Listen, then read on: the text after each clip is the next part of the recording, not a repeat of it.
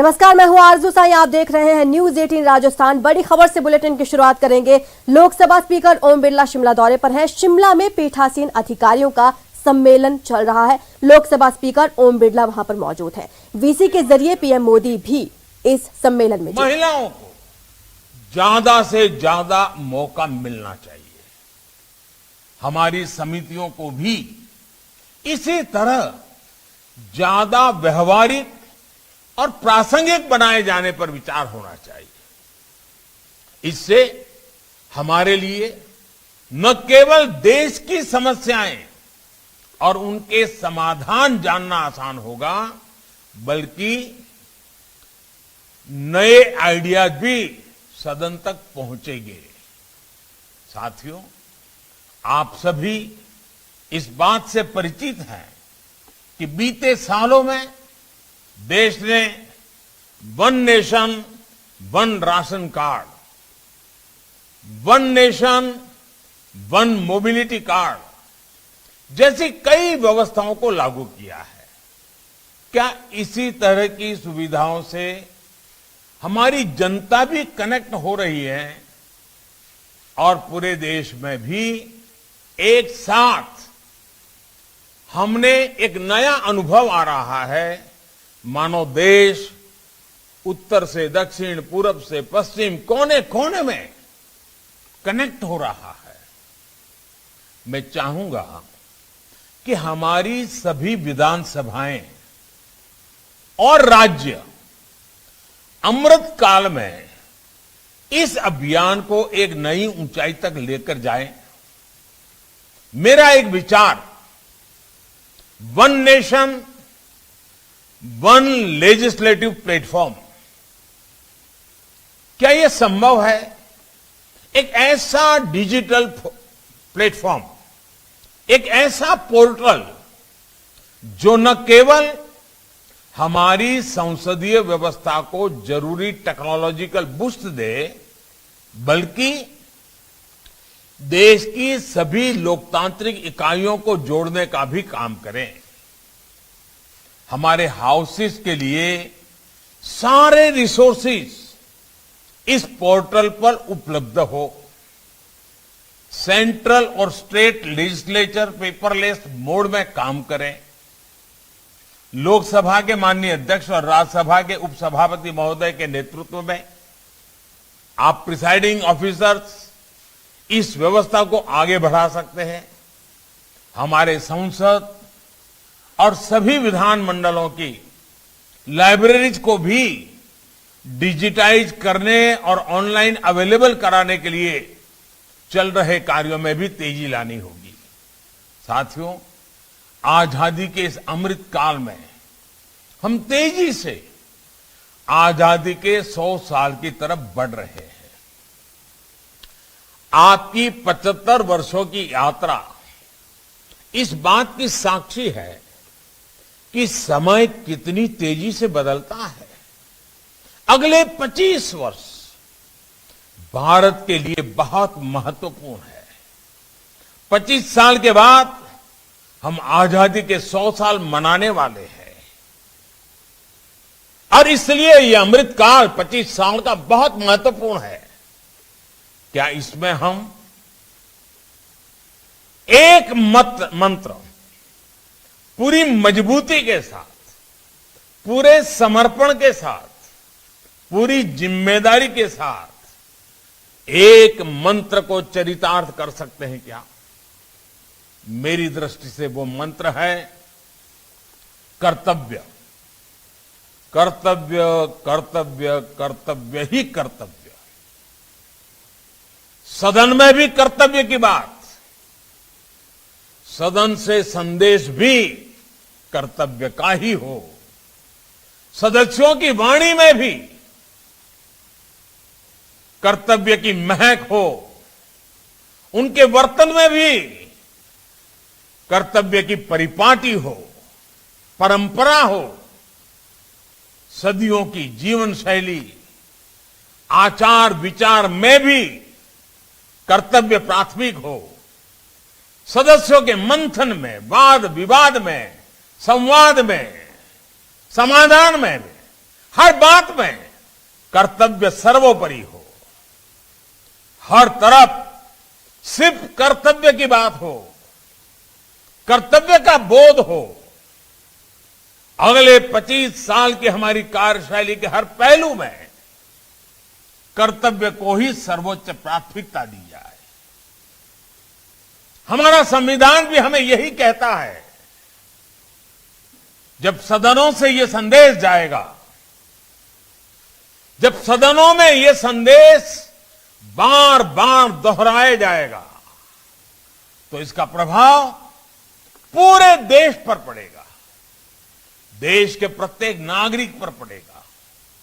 देश बीते 75 वर्षों में जिस गति से आगे बढ़ा है, उससे कई गुना गति से देश को आगे बढ़ाने का मंत्र है कर्तव्य।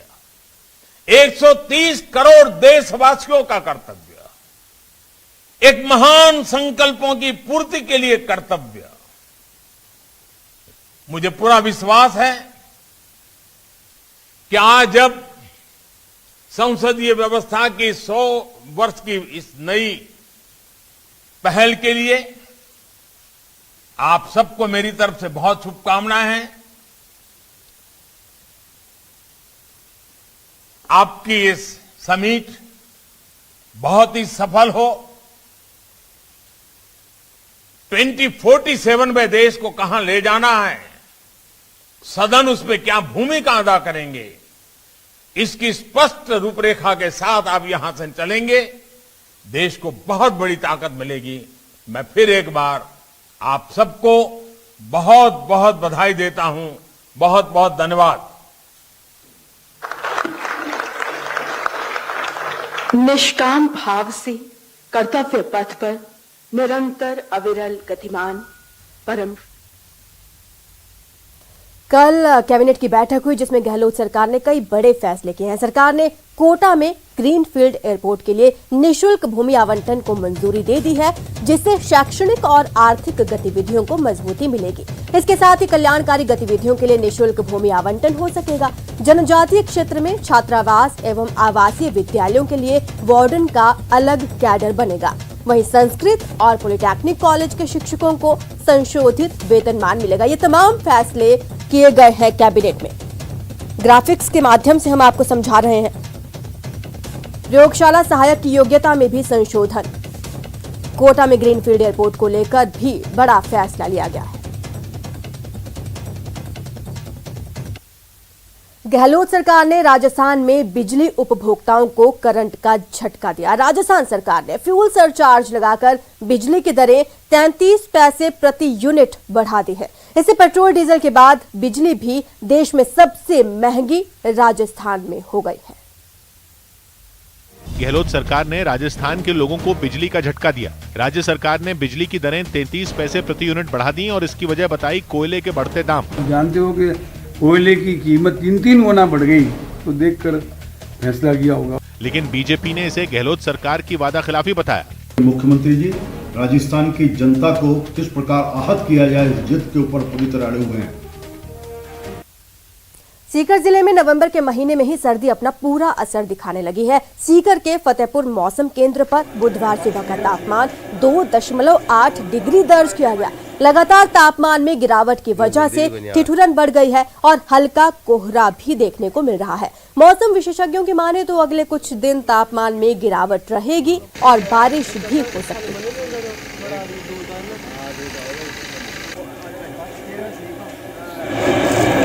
सीकर जिले में सर्दी का असर लगातार बढ़ता जा रहा है। जिले के फतेहपुर मौसम केंद्र पर आज सुबह का तापमान 2.8 डिग्री दर्ज किया गया है, जो इस सीजन में अब तक का सबसे कम तापमान है। यानी कि आज की जो रात थी वो इस सीजन में सबसे ठंडी रात थी। फतेहपुर कस्बे में सर्दियों में सबसे ज़्यादा प्रदेश में ये ठंडा रहता है और यहाँ पर जो तापमान है वो -3-4 तक पहुँच जाता है। लेकिन इस बार नवंबर के महीने में ही 2.8 डिग्री तक तापमान पहुँचा है। इसका मतलब ये तय है कि सर्दी जो है वो इस बार ज़्यादा असर करेगी। और जिस तरह से देख सकते हैं कि इसी समय हल्का कोहरा भी जो देखने को मिल रहा है, फसलों पर जो ओस की बूंदें हैं वो भी देखने को मिल रही हैं। तो इस बार जो सर्दी है आधा नवंबर गया है और अब तक अगर इतना कम तापमान हुआ है तो जाहिर सी बात है ये माना जा सकता है कि इस बार सर्दी का असर है वो ज़्यादा रहेगा। और फसलों के लिए फिलहाल तो ये सर्दी कोई नुकसानदायक नहीं है, लेकिन अगर इससे ज़्यादा सर्दी होती है तो उसके बाद फसलों को भी नुकसान हो सकता है। ऐसे में जो लगातार आने वाले जो कुछ समय है उसमें सर्दी का असर और भी बढ़ सकता है। संदीप हुड्डा, न्यूज़ 18 सीकर। और अब बात जयपुर में होने वाले महामुकाबले की। भारत न्यूजीलैंड के बीच मैच आज जयपुर में होगा। T20 मुकाबला एसएमएस स्टेडियम में खेला जाएगा। मैच को लेकर सभी तैयारियां पूरी हो चुकी हैं। ट्रैफिक सुरक्षा के पुख्ता इंतजाम कर दिए गए हैं। तो आज बेहद बड़ा मैच है न्यूजीलैंड और भारत के बीच में जयपुर के एसएमएस स्टेडियम में। इसके तहत प्रशासन ने तैयारियां पुख्ता कर रखी हैं। चाहे बात ट्रैफिक की हो या सुरक्षा की, पुख्ता इंतजाम किए गए हैं।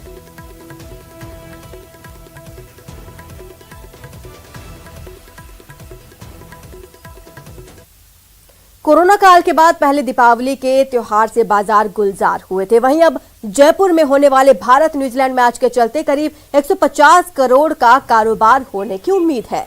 आज जयपुर में होने वाले इस मैच को लेकर बाजार में रौनक देखने को मिल रही है। पर्यटन, फूड, टूर एंड ट्रैवल्स के साथ साथ कॉस्ट्यूम्स डिजाइन सेक्टर में भी अच्छा कारोबार होने की उम्मीद है। मैच को लेकर federation of trade and industry ने जयपुर में करीब 150 करोड़ के कारोबार की उम्मीद जताई है।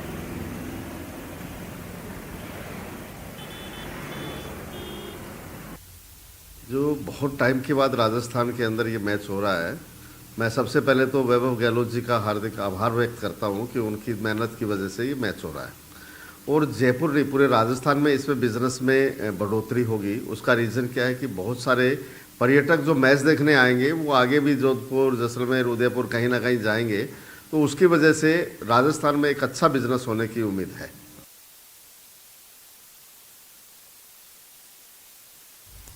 जयपुर में आज होने वाले भारत न्यूजीलैंड मुकाबले के सफल आयोजन के लिए आरसीए ने कमर कस ली है। यहां एसएमएस स्टेडियम में 8 साल बाद कोई अंतर्राष्ट्रीय मैच होने जा रहा है। इस आयोजन को ऐतिहासिक बनाने के लिए आरसीए ने अपनी पूरी ताकत झोंक दी है। इस महामुकाबले को लेकर और किस तरह की तैयारियां की गई हैं, इस पर आयोजन समिति से बात की हमारे संवाददाता महेश दाधीच ने। एसएमएस स्टेडियम पर 8 साल का इंतजार खत्म हो रहा है और कल वो मौका है जब एक बार फिर अंतर्राष्ट्रीय मुकाबले से राजधानी जयपुर के जो तमाम क्रिकेट प्रेमी हैं वो यहां पर इस खुश मिजाज मौसम में इस मैच का यहां पर आनंद ले सकेंगे। इंटरनेशनल मैच पहली बार T20 का हो रहा है और 8 वर्ष बाद किसी तरह का इंटरनेशनल मैच यहाँ हो रहा है, आयोजित किया जा रहा है। उस आयोजन को लेकर हमने पूरी तरह से तैयारियां करनी। आयोजन समिति सदस्य वैभव जी गहलोत के निर्देशन में काम कर रहे हैं और सारी आयोजन समिति जुटी हुई है। दर्शकों को किस तरह से सुविधाएं दी जाए, यहाँ आने वाले मेहमानों को किस तरह से व्यवस्थाएं की जाए, खिलाड़ियों को किस तरह से व्यवस्थाएं की जाए, इस तरह की तमाम जो व्यवस्थाएं हैं जो हमने सुनिश्चित की, चाहे वो सिक्योरिटी की हो, चाहे यहाँ आने वाले वीवीआईपी के लिए हो, तमाम तरह की जो व्यवस्थाएं उनको करने के लिए हमने पूरी हमारी टीम ने जान जोखिम में लगा रखी है। लगभग कम्प्लीट ही है सब, जो भी तैयारी सब कम्प्लीट हो रही है। एक तो कम्प्लीट है, सब ऊपर में उल्टी निभा रहे हैं सब टोटल। ये स्टेडियम के अंदर जो भी सारी जो व्यवस्थाएं हो रही है उन व्यवस्थाओं को समय समय पर चेक करने के लिए जिम्मेदारी सौंपी गई है। और मैं धन्यवाद देता हूं पूरी आरसीए कमेटी को और विशेषकर संरक्षक हमारे सीपी जोशी जी को और हमारे अध्यक्ष वैभव जी को, जिन्होंने एक ये अच्छा आयोजन का जो जिम्मा हमें सौंपा है।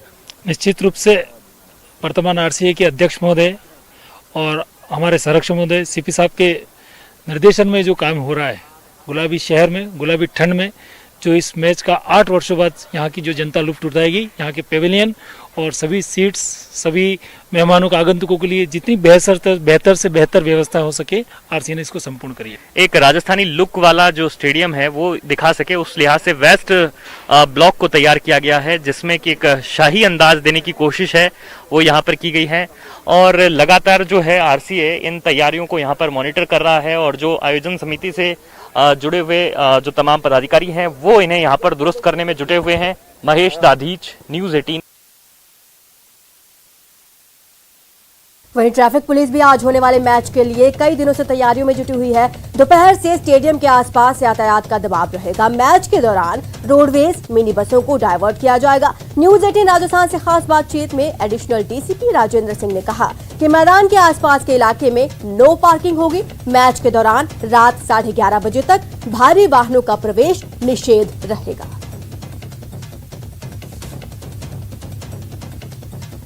हमारे संवाददाता महेश दाधीच हमारे साथ जयपुर से जुड़े हैं। महेश, आज बहुत बड़ा दिन है, ना सिर्फ जयपुर के लिए बल्कि राजस्थान के लिए।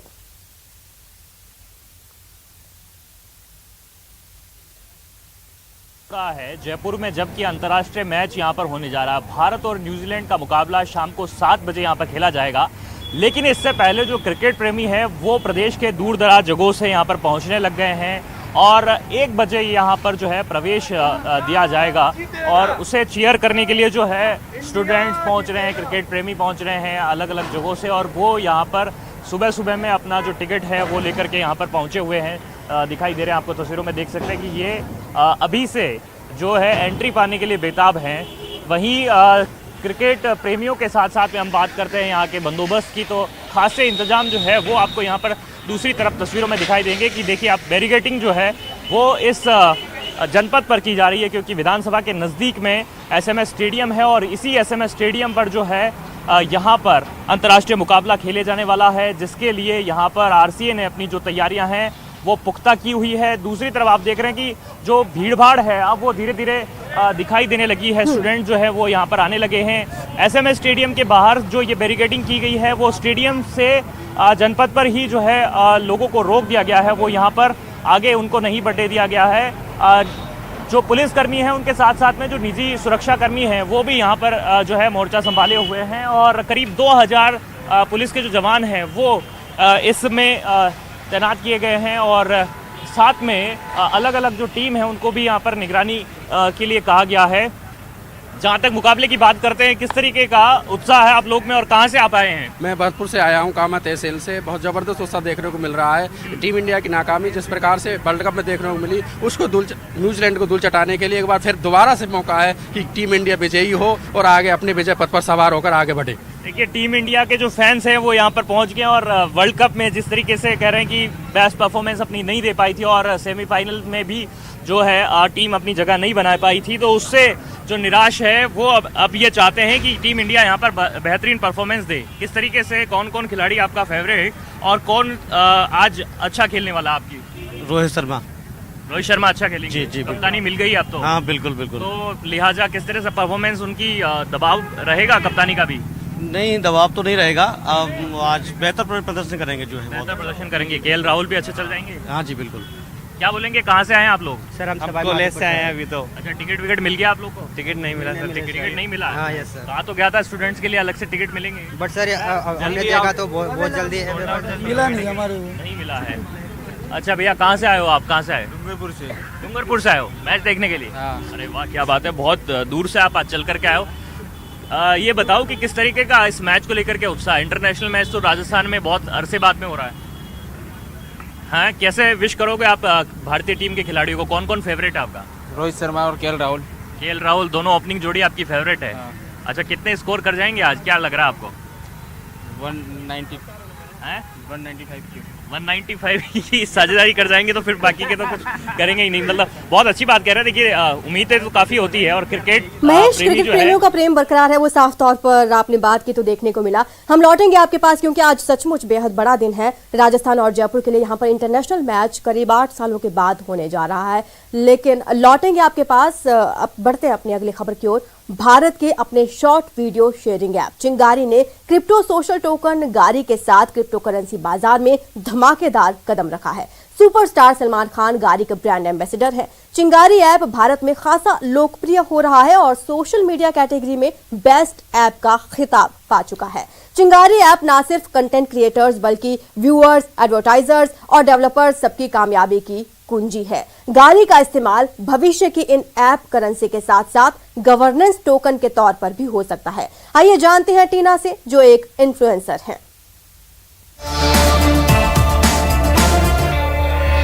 2020 में #वोकल फॉर लोकल ये कैंपेन शुरू हुआ। जिसमें हम सभी क्रिएटर्स ने देसी ऐप्स को सपोर्ट करने के लिए बहुत सारे वीडियोस बनाए, पर प्लेटफॉर्म्स तो काफ़ी पॉपुलर हुए।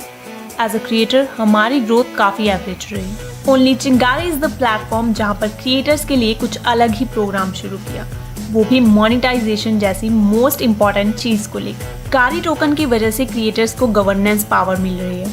हमारा कंटेंट जितना बेहतरीन होगा हमें सीधा फ़ायदा होगा। अगर हमारा कंटेंट वायरल होता है दैट मीन्स हमें जो फ़ायदा होगा वो भी ज़्यादा ही होगा।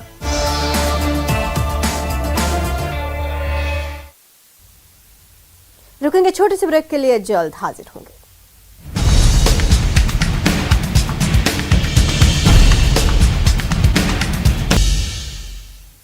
राजस्थान के मुख्यमंत्री अशोक गहलोत एक्शन मोड में है। कोटा दौरे पर है सीएम गहलोत। थोड़ी ही देर में जोरावरपुरा गांव पहुंचेंगे और प्रशासन गांव के संग शिविर का निरीक्षण करेंगे। सीएम के दौरे को लेकर सभी तैयारियां पूरी हो चुकी हैं, चाहे वो सुरक्षा इंतजामों की बात हो। पूरी तरह से सुरक्षा इंतजाम किए गए हैं और सीएम अशोक गहलोत थोड़ी ही देर में गांव पहुंचेंगे और प्रशासन शहरों के संग अभियान का निरीक्षण करेंगे। आपको बता दें कि लगातार पिछले कुछ दिनों से सीएम अलग अलग जगहों का दौरा कर रहे हैं, शिविरों में पहुंच रहे हैं, लोगों से बातचीत कर रहे हैं, उनकी समस्याएं सुन रहे हैं और ये बेहद अहम जो योजना है प्रशासन गांव और शहरों के संग अभियान, इसको लेकर निरीक्षण कर रहे हैं। हमारे संवाददाता योगेश त्यागी हमारे साथ जुड़ चुके हैं। योगेश, क्या अपडेट है? सुरक्षा के क्या पुख्ता इंतजाम है और सीएम कब तक पहुंचेंगे वहां?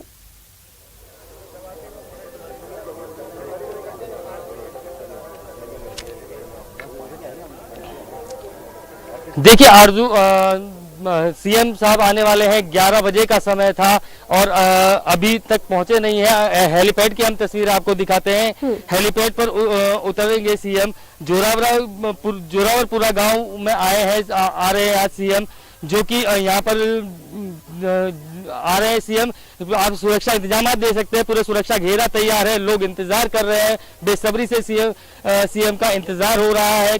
तमाम कांग्रेसी नेता आज इंतजार कर रहे हैं। यहाँ पर आप तस्वीरें देख सकते हैं कि तस्वीरों में साफ है कि तमाम इंतजामात यहाँ मौजूद है। पुलिस प्रशासन मुस्तैद है हर तरीके से। जी योगेश, जोरावरपुरा की ये तस्वीरें आप दिखा रहे हैं, यहाँ पर ये पहला शिविर है प्रशासन गांव के संग अभियान का, या पहले भी ऐसे शिविर आयोजित किए जा चुके हैं अब तक? मेरा फोन कट गया। लगता है योगेश से संपर्क टूटा है हमारा। आपको बता दें कि कुछ ही देर में सीएम अशोक गहलोत जोरावरपुरा गांव पहुंचेंगे और यहां पर प्रशासन गांव के संग अभियान में शिरकत करेंगे। तस्वीरें हालांकि हम लगातार आपको दिखा रहे हैं किस तरह से यहां पर तैयारियां की गई हैं। लोगों का यहां पर हुजूम उमड़ा पड़ा है, अपनी समस्याओं को लेकर लोग यहां पर पहुंचे हुए हैं। सीएम अशोक गहलोत इनसे बातचीत करेंगे, समस्याएं जानने की कोशिश करेंगे। ये बहुत बड़ा अभियान राजस्थान सरकार द्वारा लॉन्च किया गया है प्रशासन गाँव और शहरों के संग। ऐसे में सीएम अशोक गहलोत लगातार पिछले कुछ दिनों से अलग अलग जगह पहुंच रहे हैं। ये लाइव तस्वीरें आपको दिखा रहे हैं किस तरह से यहाँ पर तैयारियां पुख्ता की गई हैं, चाहे वो सुरक्षा इंतजाम की बात हो या लोगों के बैठने की व्यवस्था हो। यहाँ पर लोग पहुंचे हुए हैं, भीड़ उमड़ी पड़ी है सीएम अशोक गहलोत की आने की तैयारी को लेकर। सीएम के स्वागत की तैयारियां पूरी हो चुकी हैं और वक्त है सीएम के यहाँ पर पहुंचने में। ये शिविर है प्रशासन गांव के संग अभियान का।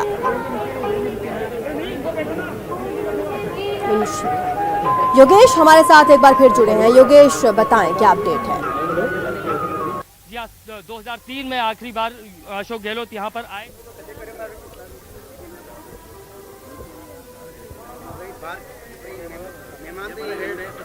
योगेश, सीएम 2003 में आपने बताया आखिरी बार यहाँ पर आए थे और अब इतने सालों बाद सीएम की यहाँ पर वापसी, लोगों में खासा उत्साह होगा।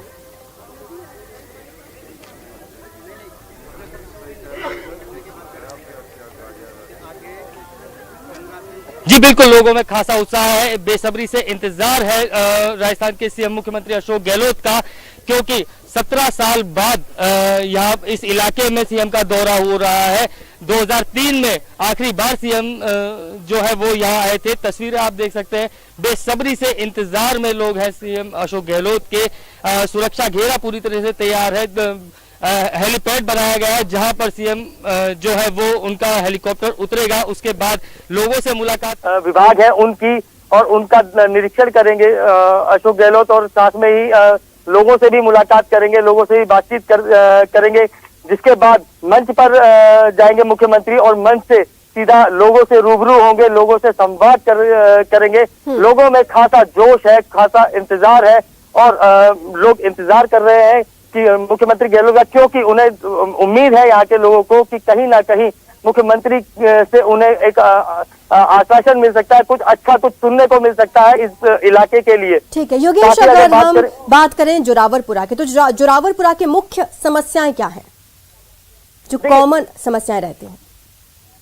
जोरावरपुरा एक इंटीरियर का गांव है, कोटा से तकरीबन 90 से 100 किलोमीटर के दूरी पर ये गांव है। यहाँ पर अगर कुछ दिनों की बात करें, मैं उसी बात पर आ रहा था कि आरजू इस गांव की हालत ये थी कि यहाँ सड़कें नहीं थी, बिजली की थोड़ी दिक्कत थी, पानी की यहाँ समस्या थी, लेकिन चूंकि मुख्यमंत्री का यहाँ दौरा हो रहा है तो उसकी वजह से यहाँ सड़कें बन गई है। कम से कम मुख्यमंत्री के इस दौरे से 17 साल बाद जो दौरा इस यहाँ पर हो रहा है, उससे इस गाँव की हालत अपने आप में सुधर रही है और आगे भी सुधरने वाली है। जी शुक्रिया योगेश इस तमाम जानकारी के लिए और हमारे साथ जुड़ने के लिए। अपडेट्स हम आपसे लगातार लेते रहेंगे, क्योंकि सीएम अशोक गहलोत कुछ ही देर में जोरावरपुरा पहुंचने वाले हैं। तस्वीरें आपको लगातार हम दिखाते रहेंगे। आज यहां पर पधारे हुए सभी अतिथिमान, फिलहाल इतना ही। आप देखते रहिए न्यूज़ 18 राजस्थान।